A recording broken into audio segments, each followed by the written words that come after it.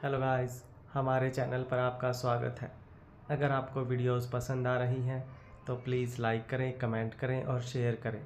अगर आपने चैनल को अभी तक सब्सक्राइब नहीं किया है तो प्लीज़ चैनल को सब्सक्राइब करें। आरजू को अपने कंधे पर तक्षक का चेहरा महसूस हुआ और तक्षक के गाल अपने गालों से रगड़ते हुए महसूस हुए। उसकी धड़कनें बाहर तक सुनाई दे रही थी। उसने अपना एक हाथ तक्षक के हाथ पर रखा और दूसरा उसके गाल पर। तक्षक ने अब अपना चेहरा और भी झुका दिया और उसकी गर्दन पर अपने होंठ रख दिए। दोनों की ही सांस बेहद गर्म होने लगी थी। आरजू बेचैनी में बोली, आप कहाँ थे? आपको पता है मेरी जान निकल रही थी। आपके बारे में सोच सोच कर मैंने कितने फ़ोन किए आपको, लेकिन आपने एक कॉल भी नहीं उठाई। वो आगे बोलती उससे पहले ही तक्षक ने उसे अपनी तरफ घुमाया और उसके होंठों पर अपनी उंगली रख दी। आरजू अपनी बेचैन नज़रों से उसे देख रही थी, जिन्हें अब चैन मिलना शुरू हो चुका था। आरजू से यूं ही देखती रही और तक्षक उसकी कमर पर अपने हाथ रखकर उसे पीछे की तरफ लेकर जाने लगा, जहां पर बेड था। उसने आराम से आरजू को बेड पर बिठाया। बेड पर बैठकर भी आरजू उसे ही देख रही थी। तक्षक नीचे ज़मीन पर पैरों के बल बैठ गया और उसका हाथ पकड़कर उसे देखते हुए बोला, सॉरी स्नोफ्लेक, पर मैं बहुत बिजी था, इसलिए तुम्हारी एक भी कॉल अटेंड नहीं कर पाया। मैं जानता हूँ मेरी वजह से तुम्हें बहुत परेशानी हुई होगी। जब तुम्हारे लिए मैं इतना बेचैन रहता हूँ तो वही बेचैनी तुम्हें भी हुई होगी, पर आइंदा आज के बाद ऐसी गलती कभी नहीं करूँगा। चाहे जितना भी बिजी रहूँ, लेकिन तुम्हारे लिए कभी बिजी नहीं रहूँगा। आरजू धीमे से बोली, आप ठीक तो है ना? उसे न जाने क्यों अंदर से बेचैनी हो रही थी कि तक्षक शायद ठीक नहीं है, और उसकी ये बेचैनी देखकर तक्षक बस उसे देखता ही रह गया। जो रिश्ते दिल से हों उनका वास्ता भी दिल से ही होता है। भले ही तक्षक उसे कुछ ना बताए, लेकिन उसका यूं बेचैन होना ही सब कुछ कह गया था। उसने आरजू का चेहरा अपने हाथों में थामा और फिर अपने ऊपर झुकाया। आरजू ने अपनी नज़रें झुका ली। तक्षक ने उसके माथे पर बड़े ही प्यार से अपने होंठ रखे और फिर उसे देखते हुए बोला, तक्षक सिंह शेखावत को यूं ही कोई नुकसान नहीं पहुंचा सकता, और वो भी तब जब तुम्हारा प्यार मेरे साथ हो। कहकर वो उसके चेहरे के साथ ही खुद भी ऊपर उठा और फिर हल्का सा उस पर झुक गया। आरजू की धड़कनें तेजी से बढ़ने लगी। तक्षक न जाने क्यों आज खुद को कमज़ोर पड़ता हुआ महसूस कर रहा था, इसलिए खुद पर कंट्रोल रखने की कोशिश करते हुए भी वो कंट्रोल रख नहीं पा रहा था। वो आरजू पर झुका तो आरजू पीछे की तरफ बैंड हो गई और बिस्तर पर लेट गई। तक्षक उस पर पूरी तरह से झुका और उसके चेहरे की तरफ देखते हुए बोला, अभी भी बेचैन हो? आरजू ने अपना चेहरा हाँ में हिलाया। तक्षक ने उसे देखते हुए फिर से पूछा, सुकून चाहिए? इस बार फिर से आरजू ने अपना चेहरा हल्के से हाँ में हिलाया और अगले ही पल तक्षक ने उसके होंठों पर अपने होंठ रख दिए। वो बड़े प्यार से उसे फ्रेंच किस करने लगा था। आरजू ने अपने हाथ उसकी पीठ पर रखे तो तक्षक ने उसके हाथों को थाम कर उसकी उंगलियों से उंगलियां उलझाते हुए उन्हें बिस्तर पर लगा दिया। आरजू पूरी तरह से सिहरने लगी। कुछ देर बाद तक्षक ने उसके होंठों से होंठ हटाए और उसकी गर्दन पर अपने होंठ रख दिए। आरजू ने अपनी उंगलियों और भी ज़्यादा कस दिया तो उसके नाखून तक्षक के हाथ पर चुभने लगे, लेकिन तक्षक को कोई फर्क नहीं पड़ा। वो बड़े ही प्यार से उसकी गर्दन पर अपने होठों से किस कर रहा था और आरजू पूरी तरह से उसकी बाहों में बिखर रही थी। कुछ देर बाद तक्षक रुका और बिस्तर पर लेट गया। इससे आगे वो नहीं बढ़ सकता था। वही उसे खुद से दूर जाते महसूस कर आरजू और भी ज़्यादा बेचैन हो गई। उसने खुद के कपड़ों को थोड़ा ठीक किया। उसकी सांसें बेहद गहरी हो चुकी थी। अगर तक्षक आगे बढ़ जाता तो शायद वो उसे रोक नहीं पाती और ना ही खुद को रोक पाती, पर तक्षक न जाने खुद को कैसे रोक गया। उसने जल्दी से तक्षक की तरफ करवट ली और उसके सीने से लगकर उसके कंधे पर अपने हाथ रख दिए और अपना चेहरा पूरी तरह से उसके सीने में छुपा लिया। तक्षक ने उसके सिर पर अपना हाथ रखा और गहरी गहरी सांसें लेता हुआ बोला, मैं ये सारी दूरियां खत्म करना चाहता हूँ स्नोफ्लेक।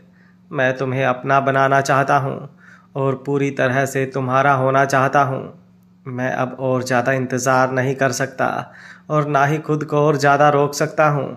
उसकी बात सुनकर आरजू ने नज़रें उठाकर उसके चेहरे की तरफ देखा। डिम लाइट में उसका चेहरा और भी ज़्यादा लाल नज़र आ रहा था, जो बता रहा था कि इस वक्त वो भी कितना ज़्यादा परेशान और बेचैन हो रहा है। आरजू ने उसके गाल पर अपना हाथ रखा और फिर अपना चेहरा ऊपर की तरफ उठाकर बड़े ही प्यार से उसके गाल को चूम लिया। तक्षक ने उसकी तरफ करवट ली और उसके माथे को चूम लिया। दोनों ने माथा एक दूसरे से जोड़ा और फिर अपनी आंखें बंद कर ली। उनकी सांसें आपस में उलझ रही थीं और नींद धीरे धीरे आंखों में समा रही थी। वहीं दूसरी तरफ राठौर मेंशन आरती जी हॉल में खड़ी निर्भय का इंतज़ार कर रही थी, जो दोपहर से ही गायब था। उन्होंने उसे कई फ़ोन लगाए, लेकिन निर्भय ने एक भी कॉल रिसीव नहीं किया था, इसलिए उन्हें उसकी बहुत चिंता हो रही थी। वहीं संजय जी बार बार उन्हें समझाने की कोशिश कर रहे थे कि वो खुद ब खुद घर आ जाएगा, लेकिन आरती जी कुछ कहने सुनने को तैयार ही नहीं थी। वो बस बार बार एक ही बात दोहरा जा रही थी कि तारा उनके बेटे को उनसे छीन रही है और वो ऐसा बिल्कुल नहीं होने दे सकती। और उनकी ये बात सुनकर संजय जी अब आगे से कोई जवाब दे भी नहीं रहे थे, क्योंकि आरती जी कुछ सुनने को तैयार ही नहीं थी। इसलिए उन्होंने उन्हें अपनी हालत पर ही छोड़ दिया। तभी दरवाजे पर कदमों की आहट हुई तो आरती जी ने नज़रें उठाकर दरवाजे की तरफ देखा। सामने की तरफ देखकर उनकी आंखें फटी की फटी रह गई। तभी उन्हें ढोल वाले की आवाज़ सुनाई दी, लेकिन अब जैसे उन्हें न ही कुछ सुनाई दे रहा था और ना ही कुछ दिखाई। वो जल्दी से निर्भय और तारा की तरफ आई और गुस्से से तारा को देखने लगी। देखते ही देखते उन्होंने उस पर अपना हाथ उठा दिया तो इस बार तारा नहीं बल्कि निर्भय ने उनका हाथ हवा में ही रोक दिया और बड़ी ही शांत नज़रों से आरती जी की तरफ देखने लगा।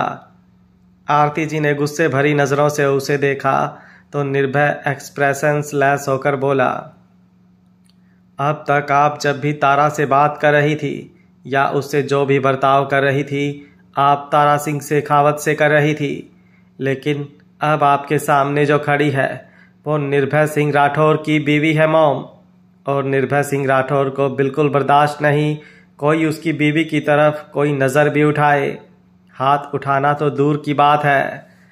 आरती जी ने गुस्से से अपना हाथ उससे छुड़वाया और तारा की तरफ देखते हुए बोली, आखिर तुमने मुझे मेरा बेटा छीन ही लिया।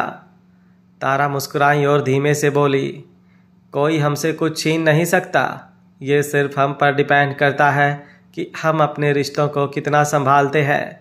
हमने संभाला तो सब हमारा, नहीं संभाला तो सब कुछ होकर भी हमारे पास कुछ नहीं रह जाता। बकवास बंद करो अपनी। तुम्हारी इन बातों में मेरा बेटा आ सकता है, मैं नहीं। अभी के अभी मेरे घर से बाहर निकलो। कहते हुए उन्होंने तारा का हाथ पकड़ लिया था और उसे बाहर दरवाजे की तरफ खींचने लगी थी। निर्भय ने उनके हाथ पर अपना हाथ रखा और उन्हें देखते हुए बिल्कुल शांति से बोला, अगर तारा इस घर से जाएगी मॉम, तो मैं भी इस घर से जाऊंगा। और मैं जब एक बार कोई फैसला लेता हूं तो दोबारा वो फैसला बदलने की कोई गुंजाइश नहीं होती। जैसे ही उसने कहा, आरती जी ने तारा से अपना हाथ हटा लिया, क्योंकि ये बात वो भी अच्छी तरह से जानती थी कि निर्भय अगर एक बार यहाँ से चला गया तो कभी उनके पास दोबारा नहीं आएगा। गुस्से का कड़वा घूंट पीते हुए वो तारा की तरफ देख रही थी। संजय जी निर्भय और तारा के पास आए और निर्भय की तरफ देखते हुए बोले, मुझे तुमसे ये उम्मीद नहीं थी। अगर तुम्हें शादी करनी थी तो तुम मुझे बता सकते थे। दुनिया को जब पता चलेगा कि तुमने यूं सबसे छुपा कर शादी की है तो। डैड, लेकिन मेरे पास और कोई ऑप्शन नहीं था। मेरे लिए दुनिया मैटर नहीं करती। मैटर करते हैं तो मेरे अपने। अगर वो मेरी खुशी में खुश हैं तो सब ठीक, अगर नहीं तो उनकी तकलीफ़ से मुझे कोई तकलीफ़ नहीं। और आई होप आप अपने बेटे की खुशी में खुश होंगे। कहकर वो उनके पैरों में झुक गया तो संजय जी ने अपना हाथ निर्भय के सिर पर रखा और तारा के सिर पर भी। आरती जी गुस्से से कांपते हुए उन्हें देख रही थी, लेकिन संजय जी उन दोनों की तरफ देखते हुए बोले, आज तक मैंने कभी तुम्हारे किसी फैसले पर तुम्हें टोका नहीं और आज भी नहीं रोकूंगा। बस उम्मीद करता हूँ तुम्हारा लिया गया ये फैसला गलत ना हो। उनकी बात सुनकर निर्भय के एक्सप्रेशन थोड़े नॉर्मल हो गए। उसने तारा का हाथ पकड़ा और अंदर की तरफ जाने लगा, लेकिन निर्भय के कदम बढ़ाने से पहले ही संजय जी ने उसे रोका और फिर एक सर्वेंट की तरफ देखते हुए बोले, जाओ जाकर आरती की थाली लेकर आओ। तारा के चेहरे पर मुस्कुराहट आ गई। उसके लिए सिर्फ निर्भय मैटर करता था, लेकिन इतनी नेगेटिविटी झेलना भी उसके लिए आसान नहीं था। एक सर्वेंट जल्दी से आरती की थाली लेकर आई तो संजय जी निर्भय और तारा की आरती उतारने लगे, लेकिन वह उस थाल को घुमाते उससे पहले ही आरती जी उनकी तरफ आई और उन्होंने एक झटके से उस थाल को नीचे गिरा दिया और तारा की तरफ देखकर गुस्से से कांपते हुए बोली, ये लड़की इस घर की बहू कभी नहीं बन सकती, मेरे रहते हुए तो हरगिज नहीं। कहकर वो कुछ पल तारा को देखते रही। निर्भय ने तारा का हाथ और भी ज़्यादा कसकर पकड़ लिया था। आरती जी ने उन दोनों के हाथ की तरफ अपनी गहरी नज़र डाली और फिर वहाँ से सीधा अपने कमरे की तरफ चली गईं। संजय जी ने तारा की तरफ देखा और बोले, सॉरी बच्चा, लेकिन शायद अभी उसे थोड़ा वक्त लगेगा। तारा हल्का सा मुस्कुराई और बोली, it's okay uncle. Sanjay ji ने उसके गाल पर हाथ रखा और मुस्कुरा कर बोले, अब तुम भी मुझे डैड कहो। तारा के चेहरे पर वो सूनी सी मुस्कुराहट अब खुशी की मुस्कुराहट में बदल गई। संजय जी उन दोनों को देखकर मुस्कुराते हुए वहाँ से चले गए तो निर्भय ने तारा की तरफ देखा। तारा उसकी नज़र खुद पर पाकर ही ब्लश करने लगी थी। वो कुछ बोलती उससे पहले ही निर्भय ने उसे एक झटके से अपनी गोद में उठा लिया और तारा की तरफ देखकर मुस्कुराते हुए बोला, भले ही कोई रस्म हो रिवाज हो या नहीं, निर्भय सिंह राठौड़ का प्यार तो होगा ही और मुझे बस वो प्यार ही चाहिए। कहते हुए तारा ने अपने हाथ उसके सीने पर रख दिए। निर्भय उसे अपनी गोद में उठाते हुए सीढ़ियों की तरफ लेकर बढ़ गया और फिर अपने कमरे में आया। जैसे ही दोनों अंदर आए, तारा की आंखें बड़ी हो गईं। Pune Maharashtra, sunshine hotel. अर्जुन, मन्नत और आलिशा एक ही कमरे में थे। सामने ड्रिंक रखी हुई थी, लेकिन मन्नत बिल्कुल भी ड्रिंक नहीं कर रही थी। लेकिन उसने अर्जुन को भी नहीं रोका था, पर अर्जुन अपनी लिमिट जानता था, इसलिए बस उसने आलिशा का दिल रखने के लिए उसके साथ एक ड्रिंक ली। उसके बाद उसने किसी भी ड्रिंक को पूरा नहीं किया। वहीं आलिशा परेशान हो रही थी, क्योंकि उसे अर्जुन को पूरी तरह से नशे में करना था, ताकि आज रात उन दोनों के बीच कुछ ना हो। कल बिजनेस डील की वजह से वो किसी न किसी तरह अर्जुन को होटल से बाहर ही रखती, लेकिन आज उसे उन दोनों को रोकना था। पर अर्जुन पर उसकी कोई भी ट्रिक काम नहीं कर रही थी। हार कर वो अपनी जगह से उठी और अर्जुन की तरफ देखते हुए बोली, मुझे लगता है अब मुझे रूम में जाना चाहिए, तुम दोनों को भी साथ में टाइम स्पेंड करना होगा। कहते हुए वो हल्का सा मुस्कुराई। अर्जुन अपनी जगह से खड़ा हुआ और फिर आलिशा को छोड़ने के लिए दरवाजे तक गया। जैसे ही आलिशा के जाने के बाद वो वापस से कमरे में घूमा, उसकी आंखें बड़ी हो गईं। सामने मन्नत जल्दी से जाकर बिस्तर पर लेट गई थी और उसने लाइट भी ऑफ कर दी। अपनी जंगली बिल्ली को ज़्यादा चालाक बनते हुए देख अर्जुन के चेहरे पर मुस्कुराहट आ गई, पर वो मन ही मन बोला, आज तुम्हारी कोई चालाकी नहीं चलेगी जाना। बोलते हुए वो बिस्तर पर आया और मन्नत की बगल में लेट गया। उसने मन्नत के कंधे पर अपना हाथ रखा और उसके गालों तक अपने गाल लेकर गया, पर उसे देखते हुए उसका चेहरा उतर गया, क्योंकि मन्नत की आंखें बंद थीं और जिस तरह से बंद थी ऐसा बिल्कुल नहीं लग रहा था कि वो जाग रही हो या जानबूझकर उसने अपनी आंखें बंद कर रखी हो, बल्कि ऐसा लग रहा था जैसे वो शायद सच में सो चुकी हो। उसे सोते हुए देखकर अर्जुन का चेहरा उतर गया और वो उसे देखते हुए बोला, जाना ये तो गलत बात है। इतनी बेसब्री से मुझे इस पल का इंतज़ार था, लेकिन अब लगता है जैसे इस इंतज़ार की इंतहा हो गई। पर कोई बात नहीं, जहाँ इतना इंतज़ार किया वहाँ और सही, लेकिन तुम्हें कोई तकलीफ़ नहीं होने दूंगा। तुम्हारा सुकून मेरे लिए सबसे ज़्यादा ज़रूरी है और तुम्हें परेशान करना तो मेरे लिए सबसे बड़ी गुस्ताखी होगी, जो मैं कभी नहीं करूँगा। कहते हुए उसने मन्नत के बालों को अपने हाथ से सहलाया और फिर झुककर उसके माथे पर अपने होंठ रख दिए। राठौर मैंशन। निर्भय तारा को अपनी गोद में उठाकर अपने रूम में लेकर आया। जैसे ही वह उसे अपने रूम में लेकर आया, अंदर की तरफ देखते हुए तारा की आंखें बड़ी हो गईं। अंदर पूरा रूम बहुत ज़्यादा खूबसूरती से डेकोरेट किया हुआ था। अभी 2 दिन पहले ही वो इस रूम में आई थी और रूम बिल्कुल अलग था, लेकिन अब अचानक से ही रूम में इतनी सारी डेकोरेशन और सारी चीज़ें भी तारा की पसंद से की गई थी। तारा ने हैरानी से निर्भय की तरफ देखा और बोली, ये सब आपने कब करवाया? निर्भय मुस्कुराया और बोला, तो तुम्हें क्या लगता है वेडिंग नाइट पर मैं इतना भी नहीं करूँगा? बबलगम शादी जल्दी जल्दी में हुई है, लेकिन हर चीज़ होनी तो ढंग से चाहिए ना। निर्भय ने मुस्कुराकर जवाब दिया और तारा को अपनी गोद में उठाकर ही बिस्तर पर लेकर आया, जो पूरा फूलों से सजा हुआ था और नीचे पूरे ज़मीन पर गुलाब की पंखुड़ियाँ बिखरी हुई थी और छोटे छोटे दिए और मोमबत्तियाँ जल रही थी। निर्भय के बर्थडे पर वो इस रूम में आई थी तो वहाँ पर तारा की एक भी तस्वीर नहीं थी, लेकिन अब पूरे कमरे में तारा और निर्भय दोनों की तस्वीरें लगी हुई थी। इतना तो वो जानती थी कि निर्भय के पास बहुत सारी तस्वीरें हैं उन दोनों की, लेकिन वो इस तरह से इस कमरे में लगेंगी और वो भी इतनी जल्दी, इस बात का अंदाज़ा उसे नहीं था। वो निर्भय की तरफ देखकर मुंह बनाते हुए बोली, क्या फ़ायदा इस डेकोरेशन का जब मेरी वेडिंग नाइट तो होगी ही नहीं। उसके लिए तो आप मेरी एज का बोर्ड उठाकर बैठे हैं। ना जाने कब मैं बड़ी होंगी और कब आप मुझसे एक अडल्ट की तरह बिहेव करेंगे। अभी तो बस मैं आपको एक बच्ची ही लगती हूँ। कहने के बाद उसने और भी ज़्यादा अपना मुंह सिकोड़ा। उसकी इस हरकत पर निर्भय मुस्कुराया और फिर उस पर झुकते हुए बोला, अगर तुम चाहो तो कुछ देर के लिए ये बोर्ड मैं साइड में भी रख सकता हूँ।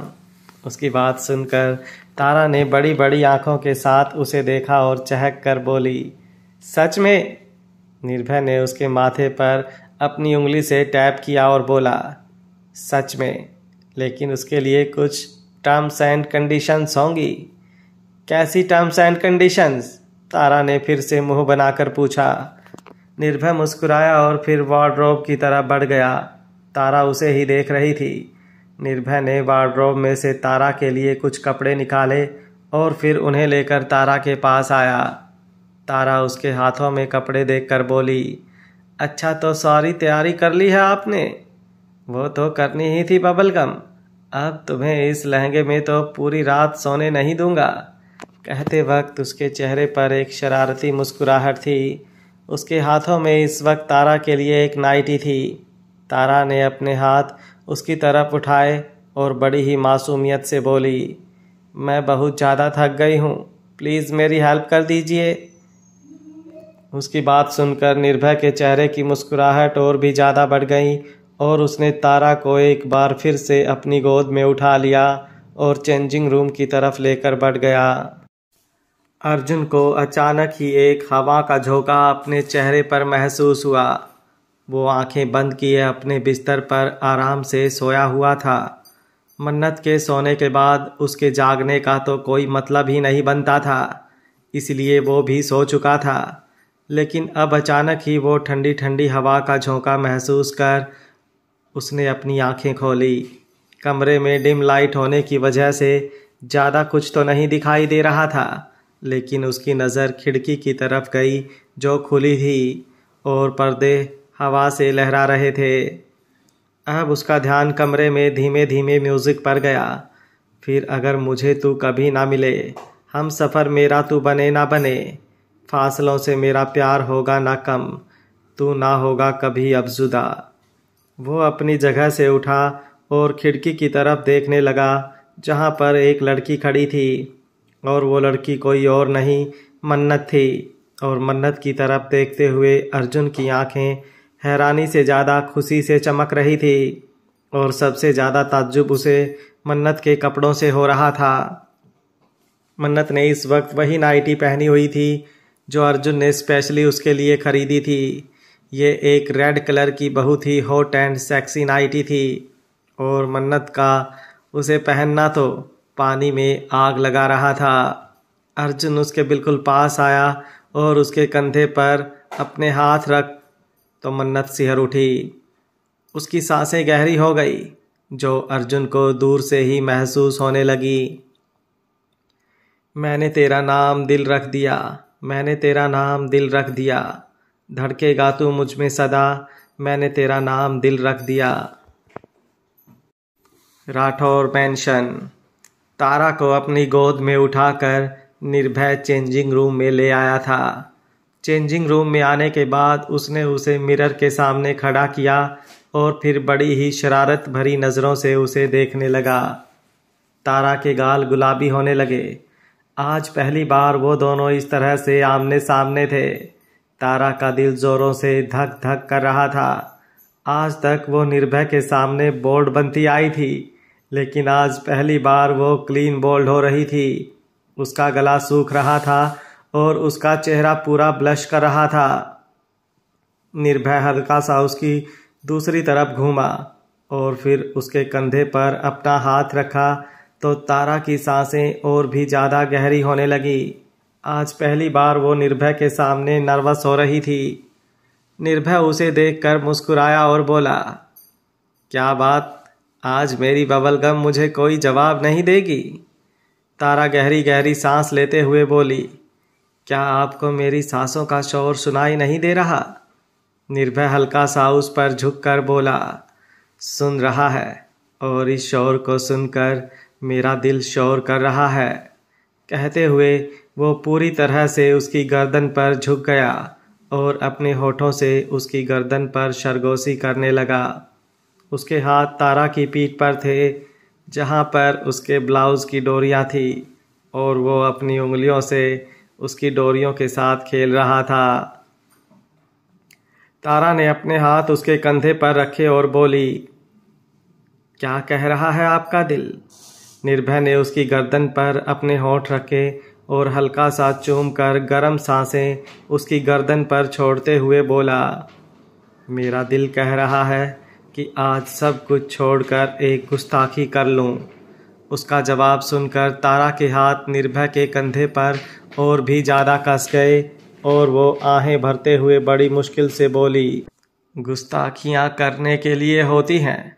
जब तक गुस्ताखी नहीं होगी तो प्यार में सज़ा कैसे होगी, और जब तक सज़ा नहीं होगी तो प्यार का एहसास कैसे होगा। उसकी बात सुनकर निर्भय मुस्कुराया और बोला, मुझे नहीं पता था मेरी बबलगम इस तरह की बातें भी कर लेती है। तारा मुस्कुराई और नज़र उठाकर उसकी तरफ देखते हुए बोली, आपकी बबलगम और भी बहुत कुछ कर लेती है, जैसे कि? निर्भय ने पूछा। तारा मुस्कुराते हुए अपने पंजों पर खड़ी हुई और फिर ऊपर की तरफ उठकर निर्भय का चेहरा अपने हाथों में थाम कर उसके होठों पर अपने होठ रख दिए। निर्भय मुस्कुरा रहा था, लेकिन उसके होठ तारा के होठों ने ढके हुए थे और उसके हाथ तारा की पीठ पर कसे हुए थे। तारा उसे सॉफ्ट सॉफ्ट किस कर रही थी, लेकिन अब जैसे ही निर्भय ने रिस्पॉन्स देना शुरू किया, तारा थोड़ी वाइल्ड होने लगी। वो उसे बिल्कुल एक भूखी जंगली बिल्ली की तरह किस कर रही थी और निर्भय भी आज पीछे नहीं हट रहा था। दोनों ही एक दूसरे को पूरी तरह से खाने में लगे हुए थे। कुछ देर बाद निर्भय ने तारा को छोड़ा तो तारा गहरी गहरी सांसें लेते हुए खुद को संभालने लगी। आज पहली बार दोनों ने इतनी देर तक किस किया था। उन्हें वहाँ पर खड़े हुए लगभग आधा घंटा बीत चुका था। तभी तारा की नज़र खुद पर गई और उसकी आंखें बड़ी हो गई। उसने हैरानी से निर्भय की तरफ देखा तो निर्भय शरारती मुस्कुराहट होठों पर लिए बोला, सॉरी बबलगम, पर आज मैं और मेरे हाथ दोनों ही कंट्रोल में नहीं थे। कहते हुए उसने तारा को अपनी गोद में उठा लिया और वो लहंगा नीचे ज़मीन पर ही रह गया। तारा ने अपना हाथ सीने पर रखा हुआ था। उसे बहुत ज़्यादा शर्म आ रही थी। भले ही प्यार कितना भी हो, लेकिन किसी भी लड़की के लिए ये पल उसकी ज़िंदगी का सबसे अहम पल होता है। वो निर्भय से बहुत कम शर्माती थी, लेकिन आज वो शर्म से पानी पानी हो रही थी। और इस तरह से तो निर्भय को अब दूसरी बार प्यार हो रहा था। उसने उसे बिस्तर पर बिठाया और फिर उसकी बगल में आकर लेट गया। मेरे कपड़े, उसने निर्भय की तरफ देखते हुए कहा। उसे शर्म भी आ रही थी और दिल में तितलियां सी भी उड़ रही थी। उसका सवाल सुनकर निर्भय मुस्कुराया और फिर उसकी कमर पर अपना हाथ रखते हुए उसने उसे अपने करीब खींच लिया और बाहों में भर लिया तो तारा हैरान रह गई। उसकी बाहों में तारा बिल्कुल एक बच्चे की तरह सिमट गई थी। क्या हम ऐसे ही? तारा ने पूछा। निर्भय ने अब उसे दोबारा कमर से थामा और फिर अपने ऊपर लिटा लिया तो तारा और भी ज़्यादा चौंक गई। निर्भय मुस्कुराते हुए बोला, यस बबलगम, हम ऐसे ही, कहकर अब उसने तारा का सर अपने सीने से लगा लिया और उसके बालों को सहलाने लगा। दोनों के ही चेहरे पर बेहद खुशी और सुकून झलक रहा था। वहीं दूसरी तरफ नंदनी अपने कमरे में आराम से सोई हुई थी। उसे अभी तक निर्भय और तारा की शादी के बारे में कुछ नहीं पता चला था, लेकिन कल शायद एक तूफान आने वाला था। पुणे महाराष्ट्र होटल रूम में अर्जुन अपनी जगह से उठा और खिड़की पर खड़ी मन्नत के पास आया, जिसके चांद से चेहरे पर चांद की रोशनी पड़ रही थी और हवा में झूलते हुए बाल कभी गालों के साथ तो कभी गर्दन के साथ अटखेलियां कर रहे थे।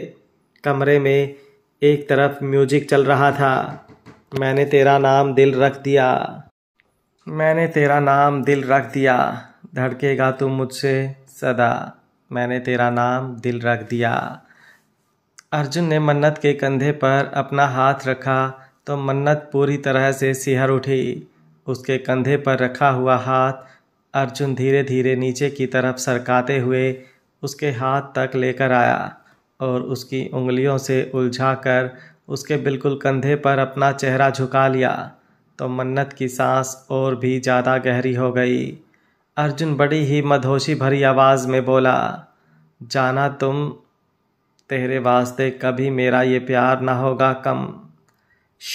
मन्नत ने उसकी तरफ पलटकर उसके होठों पर अपनी उंगली रखी और उसकी आंखों में देखते हुए बोली, बस मेरी धड़कनों को सुनिए।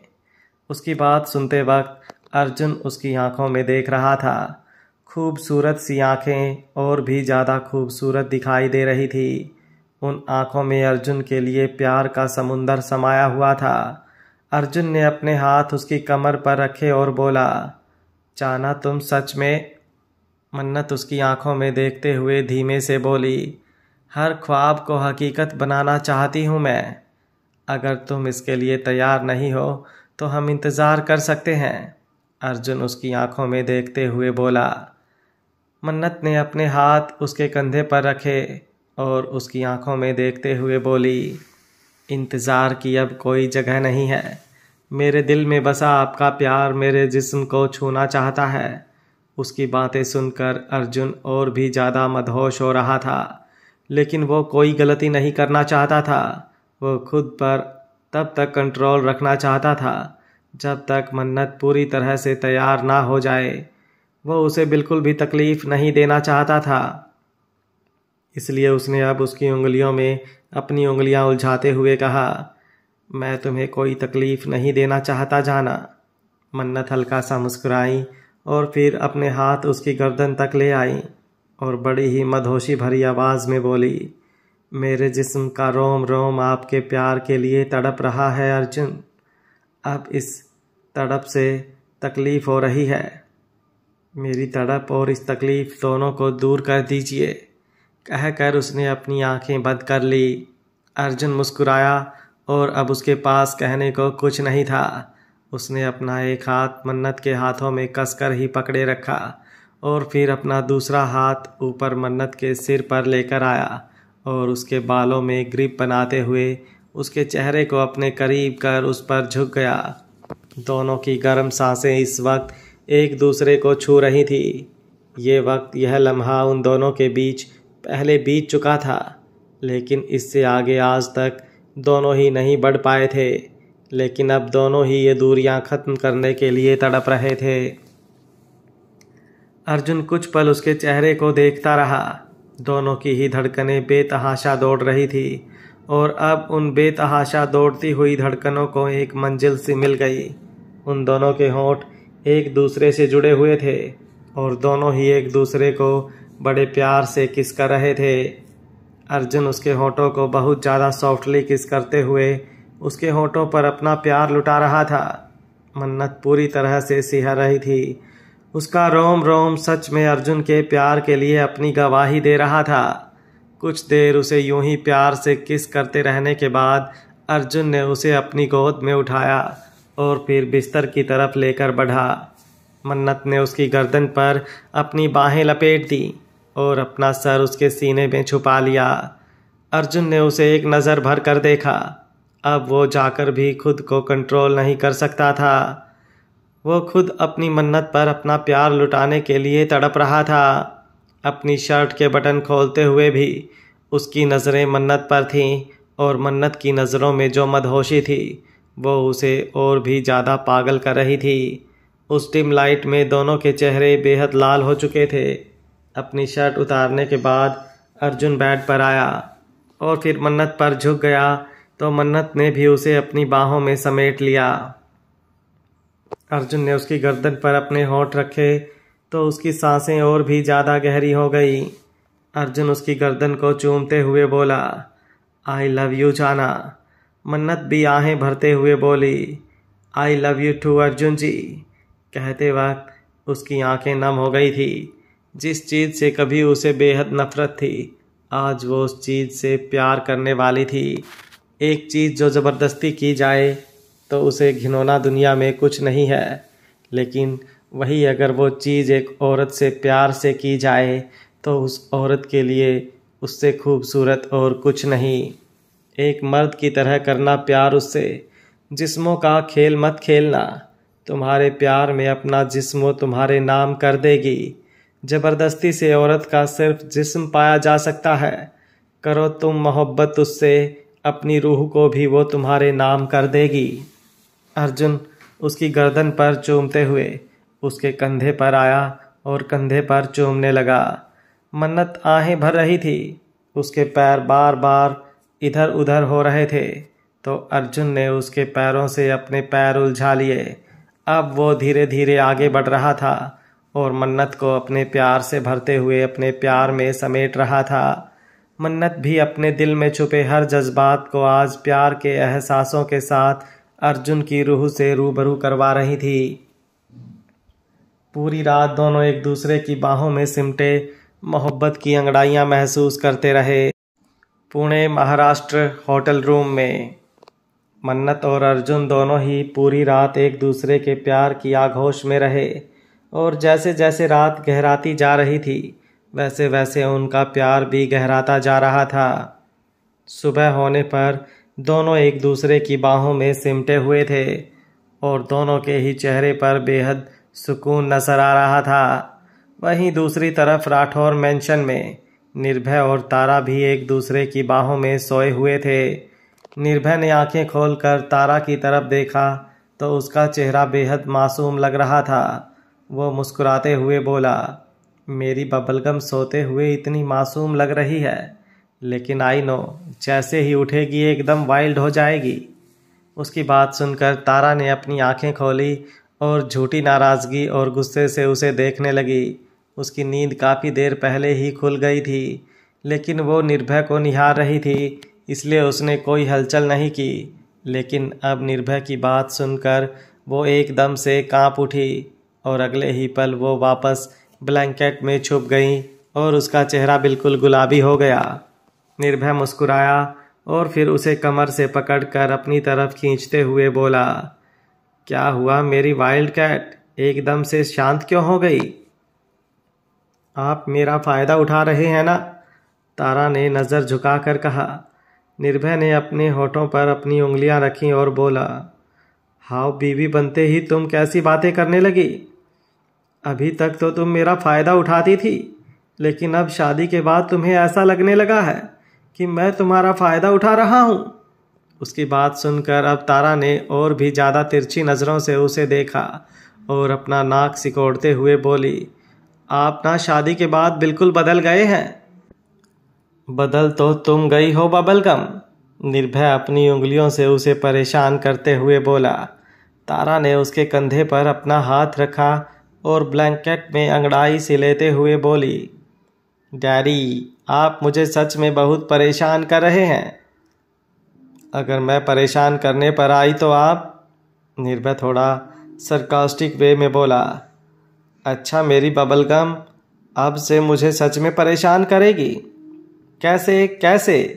कहते हुए वो तारा के गुदगुदी कर रहा था और तारा खिलखिला रही थी। उसने निर्भय का एक हाथ कसकर अपने दोनों हाथों से पकड़ा और फिर जल्दी से खुद को छुपते छुपाते निर्भय के ऊपर आ गई और फिर उसके सीने से लग गई। निर्भय हैरानी से उसे देखता रहा। उसकी बबलगम पहले छुई मुई बनी और फिर अब वो दोबारा बबलगम से छुई मुई बन गई थी। तारा उसकी तरफ देखते हुए बोली, अब देखिए मैं आपका क्या हाल करती हूँ। कहते हुए उसने निर्भय के सीने पर अपने होंठ रखे और उसे लव बाइट देने लगी। निर्भय ने उसके सिर पर अपना हाथ रखते हुए उसके बालों में ग्रिप बनाई और अपने निचले होंठ को दांतों में दबा लिया। उसे हल्का हल्का दर्द हो रहा था, लेकिन धीरे धीरे अब ये दर्द बढ़ता जा रहा था। तारा अपने नर्म होठों और तीखे दांतों से उसके चौड़े सीने पर कारीगरी कर रही थी। जैसे जैसे उसके दांत निर्भय के सीने पर लग रहे थे, वैसे वैसे निर्भय के हाथ उसके बालों में कसते जा रहे थे। कुछ ही देर में तारा ने उसके एकदम गोरे सीने को बेहद लाल कर दिया था। अब उसने अपना चेहरा हल्का सा ऊपर उठाया और निर्भय की तरफ देखते हुए बोली, I love paintings and my favourite canvas is you. बोलते हुए उसके चेहरे पर दिलकश मुस्कुराहट थी। निर्भय ने एक झटके से उसे बिस्तर पर नीचे लिटाया और खुद पूरी तरह से उस पर जाकर उसके चेहरे पर झुकते हुए बोला, और अगर मैं पेंटिंग करने पर आया तो? कहते हुए उसकी नज़रें तारा के चेहरे पर बहुत ही ज़्यादा छेड़खानियाँ करते हुए घूम रही थी। तारा ने अपनी गर्दन पर अपना हाथ रखा और उंगलियों को हल्का हल्का सा सरकाते हुए थोड़ा नीचे लेकर गई तो निर्भय के चेहरे की मुस्कुराहट और भी ज़्यादा इंटेंस हो गई। अगले ही पल उसने उसकी गर्दन पर अपने होंठ रख दिए। एक बार फिर से कारीगरी शुरू हो चुकी थी और इस बार वो मीठा मीठा दर्द तारा महसूस कर रही थी। शेखावत मेंशन। आरजू तक्षक की बाहों में सिमटी हुई सो रही थी। उसकी आंखें धीरे धीरे खुल रही थी। उसने अंगड़ाई लेने की कोशिश की, लेकिन तक्षक ने उसे बहुत ज़्यादा अपनी बाहों में कस रखा था, जिससे वो हिल भी नहीं पा रही थी। इसलिए उसने तक्षक के सीने पर अपनी उंगली रखी और उससे छेड़खानी करने लगी। तक्षक ने इस वक्त ऊपर कुछ भी नहीं पहना था, जिससे उसका चौड़ा सीना आरजू के बिल्कुल सामने था और उसे छेड़ते हुए उसे शर्म भी आ रही थी, तो एक अलग सी फीलिंग भी हो रही थी। अपने सीने पर आरजू की उंगली को चलते हुए महसूस कर तक्षक ने अपनी आंखें हल्की सी खोली और बोला, स्नोफ्लेक, अगर तुम मुझे परेशान करोगी तो बाद में तुम ही पछताओगी। आरजू हल्का सा मुस्कुराई और बोली, मैं आपको कहाँ परेशान कर रही हूँ, मैं तो। कहते हुए उसने अपनी उंगलियों से उसके सीने को सहलाया और बोली, खुद से ही छेड़खानी कर रही हूँ। उसकी बातें सुनकर तक्षक के चेहरे पर दिलकश मुस्कुराहट बिखर गई। उसने उसकी गर्दन पर अपना हाथ रखा और बोला, अच्छा तो अगर यही छेड़खानी मैं करूं तो। उसके ऐसा करने से आरजू जल्दी से अपनी जगह से खड़ी हुई और बोली, मुझे वॉशरूम जाना है। बोलते हुए वो बेड से हटने लगी, लेकिन तक्षक ने उसका हाथ पकड़कर उसे रोका और फिर अपने ऊपर खींच लिया। आरजू उसके ऊपर आ गिरी। उसकी धड़कन तेजी से बढ़ गई थी और सांसों में आता हुआ उफान तक्षक को महसूस हो रहा था। वो मुस्कुराया और बोला, कुछ देर और मेरे पास रहो ना। आरजू भी मुस्कुराई और बोली, मैं तो हमेशा आपके साथ हूँ। तक्षक हल्का हल्का अपने होठों से उसकी गर्दन को सहलाते हुए बोला, मैं तुम्हें कभी खुद से दूर जाने भी नहीं दूंगा। अब आरजू सिर्फ तक्षक की है। जैसे ही तक्षक ने कहा, आरजू का दिल जैसे एक पल के लिए धड़कना ही बंद कर गया हो। एक तो तक्षक के होंठ और दूसरा उसकी बातें, दोनों ही उसकी जान निकाल रहे थे। उसने जल्दी से खुद को उसके ऊपर से हटाया और तक्षक के उसे पकड़ने से पहले ही बेड से उठी और बाथरूम की तरफ भाग गई। लेकिन दरवाजे पर जाकर उसके कदम रुक गए। दरवाजे पर हाथ रख उसने पलट कर पीछे की तरफ देखा। वो अभी भी गहरी गहरी सांसें ले रही थी। तक्षक की इंटेंस नज़रें भी उस पर ही थी। आरजू बड़े ही कातिलाना अंदाज में बोली, ये आरजू भी सिर्फ आपकी। कहकर उसने अपनी नज़रें झुका ली और जल्दी से बाथरूम के अंदर चली गई। तक्षक उसे जाते देख मुस्कुरा रहा था। वो वापस तकिए पर लेटा और अपने सीने पर अपना हाथ रखते हुए आरजू की उंगलियों को महसूस करने लगा। वो मन ही मन बोला, सोचा नहीं था कि कभी किसी का छूना भी इतना सुकून देगा। कहते हुए उसके चेहरे पर मुस्कुराहट तैर रही थी। वो भी कुछ देर बाद अपनी जगह से उठा और फिर वॉशरूम की तरफ आया। अब आरजू ने उसे परेशान किया था तो उसका आरजू को परेशान करना तो बनता ही था। उसने बाथरूम का दरवाज़ा खोला और अंदर आया। आरजू शावर के नीचे खड़ी थी और खुद में खोई हुई शावर ले रही थी। उसका दरवाजे की तरफ बिल्कुल ध्यान नहीं था, लेकिन कुछ देर में उसे शावर की गिरती हुई पानी की बूंदों के साथ साथ किसी के कदमों की आहट भी महसूस हुई। उसके हाथ एकदम से रुक गए और पैर भी अपनी जगह पर बिल्कुल जम गए। उसे पलटकर पीछे की तरफ नहीं देखा जा रहा था और खुद भी वो शर्म से पानी पानी होने लगी। सिहरते हुए उसने अपनी आंखें बंद कर ली, क्योंकि तक्षक के हाथ उसे अपने पेट पर महसूस हो रहे थे। वो कांपते हुए होठों के साथ बोली, आप यहाँ पर। तक्षक ने उसकी गर्दन पर अपने होंठ रखे और बोला, क्यों मैं यहाँ नहीं आ सकता स्नोफ्लेक? प्लीज़ तक्षक जी। आरजू कुछ बोलने को हुई, लेकिन तक्षक ने हाथ आगे की तरफ घुमाते हुए उसके होठों पर अपनी उंगली रखी और बोला, वैसे तो जब तुम मेरा नाम अपने होठों से लेती हो तो इससे ज़्यादा खूबसूरत चीज़ और कुछ नहीं हो सकती, लेकिन मैं चाहता हूँ कि तुम मुझे एक प्यारा सा नाम दो। उसकी बात सुनकर आरजू की आंखें जो बंद हो चुकी थी वो खुल गईं। तक्षक ने उसके होठों से उंगली हटाई तो वो बोली, नाम? कैसा नाम? जैसा नाम मैंने तुम्हें दिया है वैसा नाम, तक्षक ने कहा और फिर उसकी कमर पर अपना हाथ रखते हुए उसे अपनी तरफ घुमा लिया। आरजू हैरानी से उसके चेहरे की तरफ देख रही थी। तक्षक उसके चेहरे पर हल्का सा झुका और बोला, एक ऐसा नाम जिससे मुझे सिर्फ तुम पुकारो और कोई नहीं।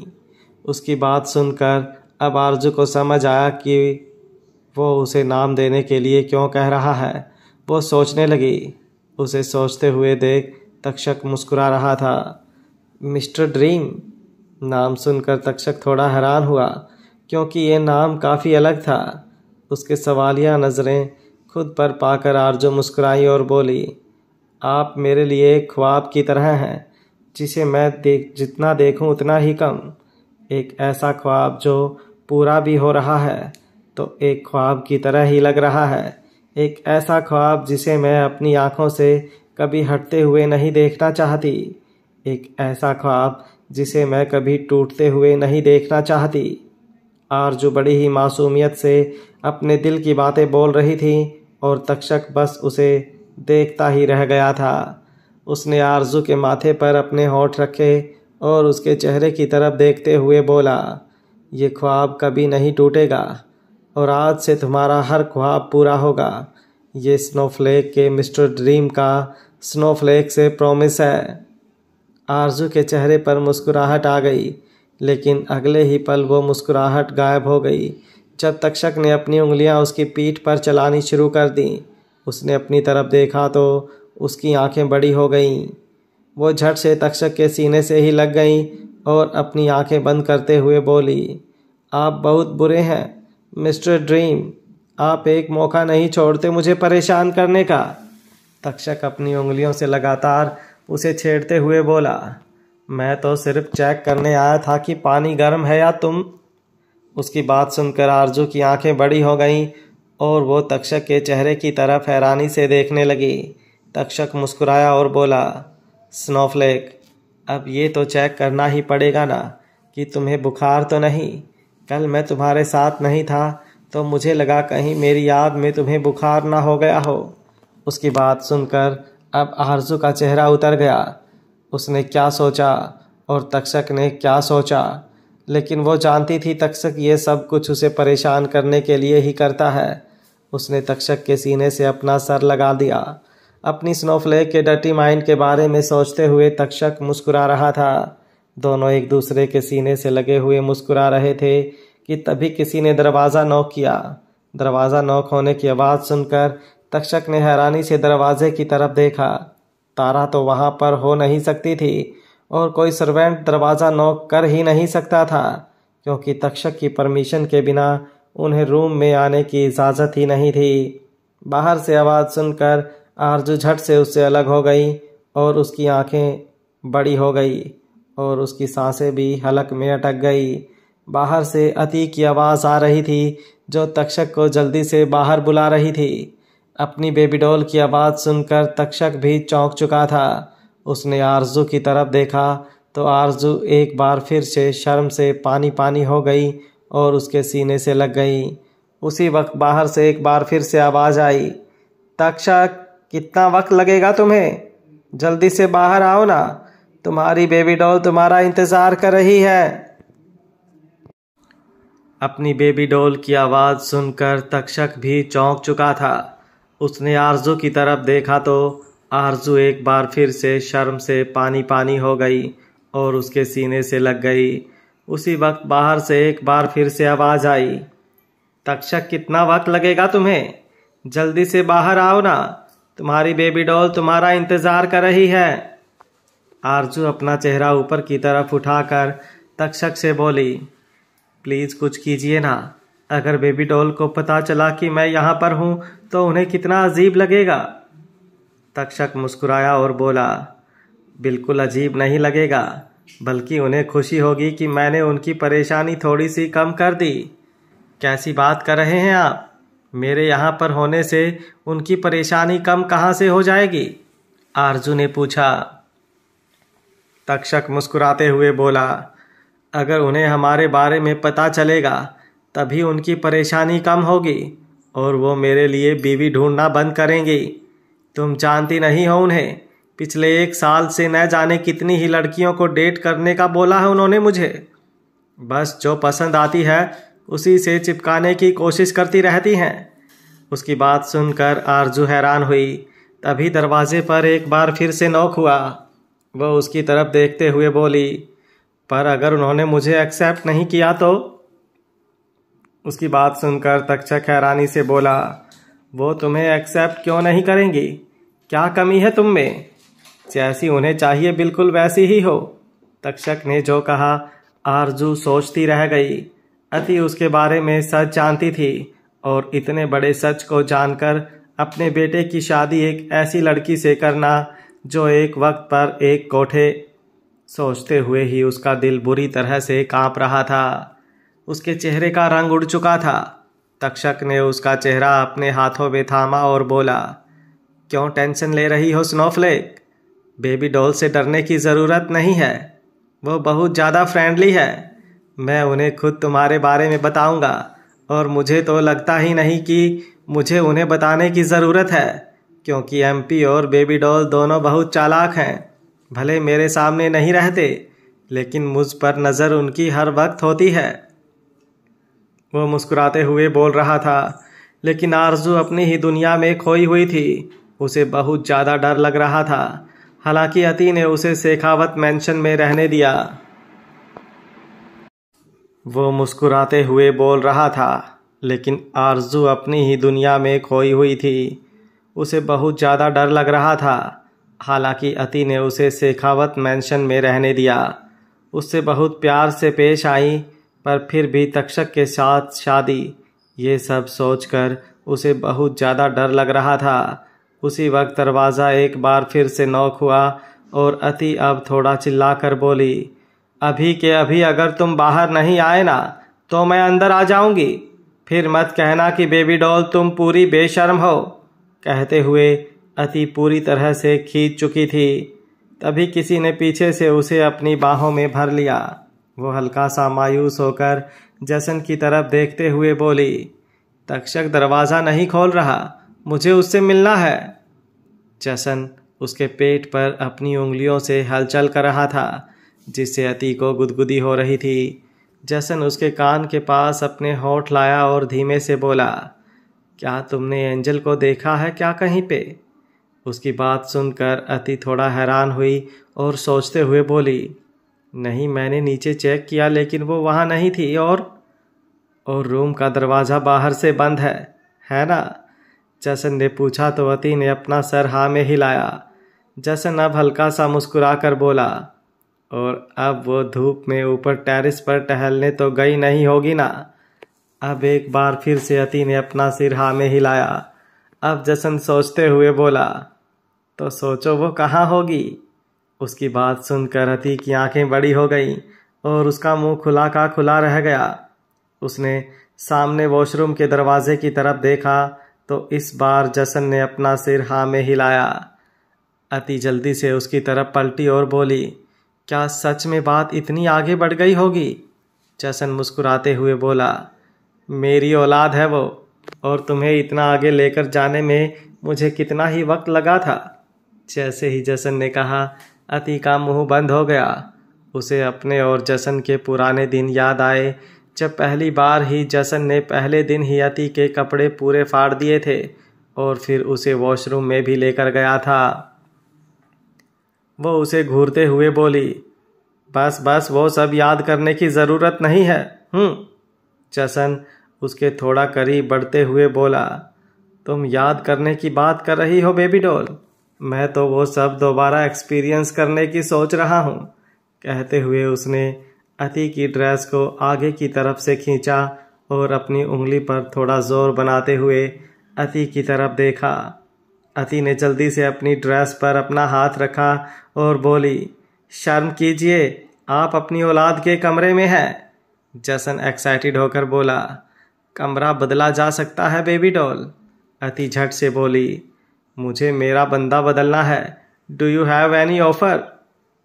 जसन ने उसे घूरा और फिर वापस उसकी ड्रेस पर अपनी उंगली रखकर खींचते हुए बोला, don't you dare baby doll, वरना बहुत पछताओगी। कहते हुए उसने अपनी उंगली पर दबाव बना ही दिया और अति की ड्रेस की जिप थोड़ी सी नीचे हो गई। अति ने जल्दी से उसे दूर किया और उसे घूरते हुए बोली, आपको पता है ना हमारे साथ कौन आया है? सो बी हैव योर सेल्फ।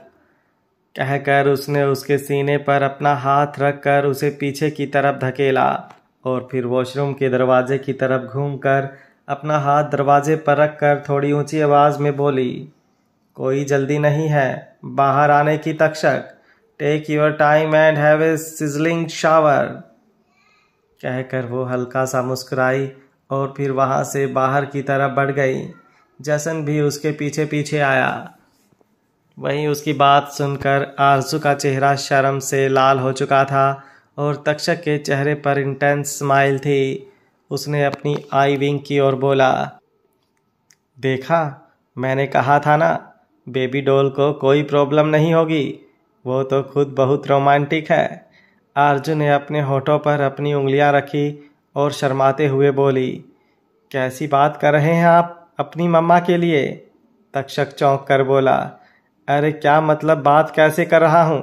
मम्मा है तो क्या हुआ, MP की बीवी भी तो है, और वो रोमांस में क्या है ये तो तुम सोच भी नहीं सकती। आरजू ने अपना चेहरा थोड़ा सा घुमाया और मुस्कुराकर बोली, सोच सकती हूँ, बिल्कुल सोच सकती हूँ, आपको देखकर ही उनका अंदाज़ा लगाया जा सकता है। उसकी बात सुनते हुए तक्षक की आंखें थोड़ी इंटेंस हो गईं और वो आरजू की पीठ पर अपने हाथ से थोड़ा दबाते हुए बोला, हर बार अंदाज़ा लगाना तो गलत है ना स्नोफ्लेक, कभी कुछ प्रैक्टिकल भी चेक करना चाहिए। उसकी बात सुनकर आरजू के गुलाबी गाल गर्म होने लगे। उसने अपनी नज़रें चुरानी शुरू कर दी। तक्षक थोड़ा नॉर्मल होकर बोला, क्या हुआ स्नोफ्लेक, मैं तो शादी के बाद की बात सोच रहा था। अब उसकी बात सुनकर आरजू ने मुंह सिकोड़ते हुए उसे देखा। तक्षक मुस्कुराकर बोला, वैसे तुम चाहो तो हम अभी भी प्रैक्टिकल कर सकते हैं। कहते हुए वो उसकी गर्दन पर झुक गया तो उसकी गर्म सांसें अपनी गर्दन पर महसूस कर आरजू सिहरने लगी। उसने अपने हाथ तक्षक की पीठ पर रख दिए। उसकी गर्म सांसें पानी की गिरती हुई बूंदों में भी साफ सुनाई दे रही थी। तक्षक ने उसे गर्दन पर किस करना शुरू कर दिया था, जिससे वो आहें भर रही थी। आरजू के हाथ लगातार उसकी पीठ पर कसते जा रहे थे और उसके नाखून उसकी पीठ पर धंस रहे थे, पर तक्षक को कोई दर्द महसूस नहीं हो रहा था। धीरे धीरे आरजू पीछे की तरफ हो रही थी और तक्षक भी उसी तरह उसके करीब होता जा रहा था। अब आरजू पीछे दीवार से जा लगी और उसकी गहरी गहरी सांसें तक्षक को न सिर्फ सुनाई दे रही थी बल्कि दिखाई भी दे रही थी। उसने आरजू के गाल पर अपना हाथ रखा और उसके होठों को अपने अंगूठे से सहलाते हुए बोला, आई लव यू। आरजू भी मदहोशी भरी आवाज़ में बोली, I love you my dream. Takshak के होठों पर एक दिलकश मुस्कुराहट बिखर गई। वो उसके चेहरे पर झुका और उसके होठों को बड़ी ही मदहोशी भरी नज़रों से देखने लगा। आरजू ने अपनी पलकें झुका ली और अपने होठों को हल्का सा ऊपर की तरफ उठा दिया तो तक्षक ने बड़ी ही बेसब्री से उन नर्म होठों पर अपने होठ रख दिए और उसे फ्रेंच किस करने लगा। आरजू भी उसका पूरा साथ दे रही थी। ठंडे पानी में दोनों की गर्म सांसें बेहद तेज़ी से बढ़ रही थी। पुणे महाराष्ट्र। होटल के डाइनिंग एरिया में अर्जुन मन्नत का हाथ पकड़कर अंदर की तरफ आ रहा था। अंदर एक टेबल पर आलिशा उन दोनों का इंतज़ार कर रही थी। उन तीनों को वहाँ पर ब्रेकफास्ट करना था, लेकिन ब्रेकफास्ट से ज़्यादा आलिशा के लिए कुछ और ज़रूरी था। ज़रूरी ही नहीं, बहुत ज़रूरी था। वो पूरी तरह से बेचैन टेबल पर अपनी उंगलियां टैप कर रही थी। तभी उसकी नज़र सामने से आते हुए अर्जुन और मन्नत पर गई। अर्जुन ने मन्नत का हाथ कसकर पकड़ा हुआ था, जैसे अगर उसने उसका हाथ छोड़ा तो मन्नत कहीं भाग जाएगी। उसे यूं उसका हाथ पकड़ते हुए देख अलीशा को बहुत गुस्सा आ रहा था, लेकिन जल्दी ही उसने खुद को नॉर्मल किया और उन दोनों के करीब आने पर अपनी जगह से खड़ी हुई और अर्जुन की तरफ देखकर मुस्कुराते हुए बोली, so how was your night? सवाल तो उसने अर्जुन से किया था, लेकिन उसका सवाल सुनकर मन्नत के गाल ब्रश करने लगे थे। उसने अर्जुन का हाथ छोड़ना चाहा ताकि चेयर पर बैठ सके, लेकिन अर्जुन ने उसका हाथ नहीं छोड़ा बल्कि और भी ज़्यादा कसकर पकड़ लिया और ये बात आलिशा ने अच्छी तरह से नोटिस की। अर्जुन मुस्कुराते हुए बोला, not only my last night, my whole life is perfect. कहते हुए उसने मन्नत की तरफ देखा। मन्नत के चेहरे पर दिलकश मुस्कुराहट बिखर गई। उसका चेहरा पहले ही बहुत ज़्यादा कयामत ढा रहा था और अब तो 4 चांद लग चुके थे। उसके एक्सप्रेशन देखकर ही अलीशा अंदर से जलकर राख हो चुकी थी, क्योंकि वह समझ चुकी थी कि जिस चीज़ को वो रोकना चाह रही है वो चीज़ हो चुकी है। अब उसका वहाँ पर रुकने का बिल्कुल मन नहीं था, इसलिए वो अर्जुन की तरफ देखते हुए बोली, तुम दोनों ब्रेकफास्ट एंजॉय करो, मैं अभी आई। इतना कहकर वो तेजी से वहाँ से निकल गई और अर्जुन बस उसे जाते देखता रहा। वो थोड़ा हैरानी से बोला, इसे क्या हुआ? पर फिर उसने मन्नत की तरफ देखा जो अभी भी शर्मा रही थी। उसने उसे कमर से पकड़कर अपने करीब खींचा और बोला, मुझसे अपना हाथ छुड़वाने की कोशिश मत किया करो, कहीं ऐसा ना हो हाथ छोड़ने के बजाय तुम्हें ही मैं अपनी बाहों में उठा लूं, उसके बाद परेशान तुम ही होगी। मन्नत ने उसे हल्का सा घूर कर देखा। उसके होठों पर मुस्कुराहट थी। दोनों चेयर पर बैठे और ब्रेकफास्ट के लिए वेटर को ऑर्डर दिया। अलीशा अपने कमरे में आई और सारी चीज़ें इधर से उधर पटकने लगी। इस वक्त वो गुस्से में कांप रही थी। उसके जबड़े कसे हुए थे और उसकी आंखों में गहरी लाली छाई हुई थी। उसने अपने बालों को नोचना शुरू किया और इधर उधर घूमते हुए बोली, नहीं, ऐसा नहीं हो सकता। अर्जुन किसी और का नहीं हो सकता। He have to be mine, only mine. वो अपना प्यार किसी को नहीं दे सकता, उस पर सिर्फ मेरा हक है। कहते हुए वो बुरी तरह से कांप रही थी। उसने कांच का वास उठाया और जमीन पर पटक कर मारते हुए बोली, आई विल किल दिस मन्नत। इसने मुझे मेरा अर्जुन छीन लिया ना, अब मैं इसे इसका सब कुछ छीन लूंगी, बर्बाद कर दूंगी इसे। कहते हुए उसने एक बार फिर से अपने बाल नोचने शुरू कर दिए। उसकी आंखों में गुस्से की लाली बढ़ती ही जा रही थी।